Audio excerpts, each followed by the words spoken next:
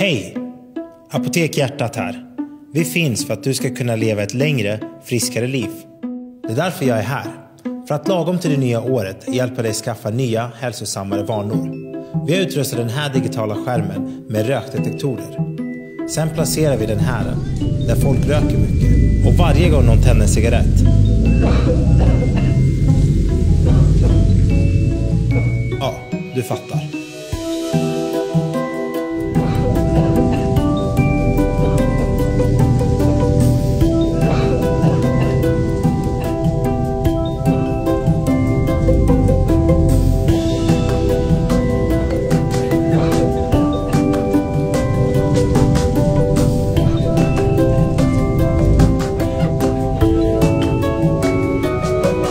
Apotek Hjärtat.